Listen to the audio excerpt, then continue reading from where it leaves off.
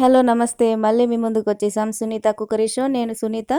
ఈ వీడియోలో మీకు అలసందలు గోబీతో కర్రీ చేయబోతున్నాము. ప్రాసెస్లోకి వెళ్ళే ముందు మా ఛానల్ని కనుక ఫస్ట్ టైం చూసినట్లయితే సబ్స్క్రైబ్ చేసుకోండి. పక్కనున్న గంట సింబల్ని కూడా ప్రెస్ చేశారనుకోండి, మేము ఏ వీడియోస్ అప్లోడ్ చేసినా మీరు మిస్ అవ్వకుండా చూసేయచ్చు.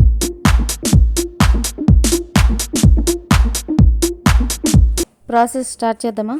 గోబీ తీసుకొని చిన్న చిన్నగా ముక్కలుగా కట్ చేసుకోవాలి. అదిగోండి చూపిస్తున్నాం కదా అట్లా. అలసందలు నానబెట్టుకొని ఉంచుకోవాలి. తర్వాత ఒక గిన్నెలో నీళ్లు పోసి పొయ్యి మీద పెట్టాలి. అలా గోబీని నీళ్ళల్లో వేయాలి పొయ్యి మీద పెట్టి.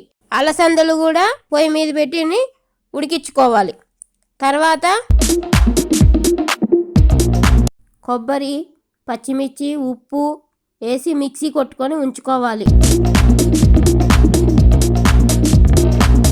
గోబీని ఉడకబెట్టుకొని ఉంచుకోవాలి. అట్లా మరుగుతూ ఉన్నప్పుడు కొంచెం పసుపు వేయండి.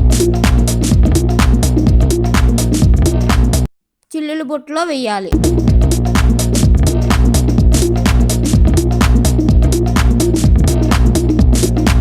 బొబ్బర్లు కూడా ఉడకబెట్టుకొని చిల్లులు గిన్నెలో వేయాలి. ఇలా ఉల్లిపాయలు కూడా చిన్న చిన్నగా పీసెస్గా కట్ చేసి ఒక ప్లేట్లో ఉంచుకోవాలి. ఆ తర్వాత టమాటా ముక్కలు కూడా కట్ చేసి ఉంచుకోవాలి.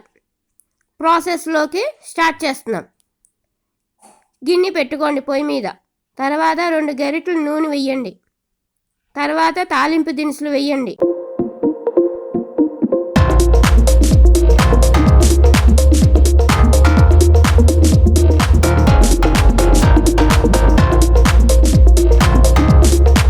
తాలింపు దినుసులు వేసేసాక తర్వాత ఉల్లిపాయలు వేయాలి.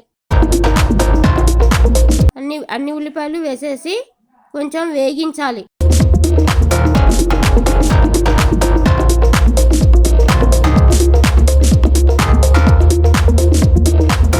కొంచెం అల్లం వెల్లుల్లి పేస్ట్ వేయండి.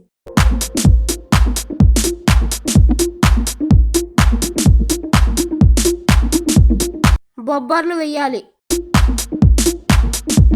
బొబ్బర్లు వేసాక కొంచెం కలపెట్టండి. తర్వాత టమాటా ముక్కలు,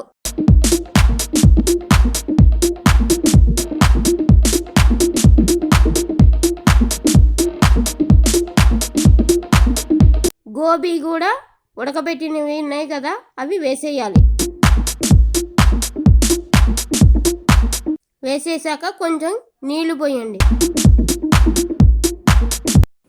1 నిమిషం పాటు మూత పెట్టండి. కొంచెం పసుపు వేయండి. తర్వాత పసుపు వేసేసాక ఉప్పు, తగినంత ఉప్పు, కారం,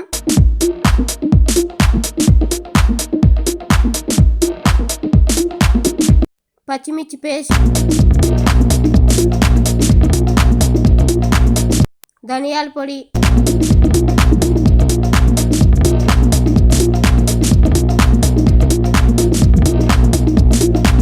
జీలకర్ర పొడి, దాల్చిక్కన పొడి, గరం మసాలా, మెంతి పొడి అన్నీ వేసి కలిపెట్టేయండి.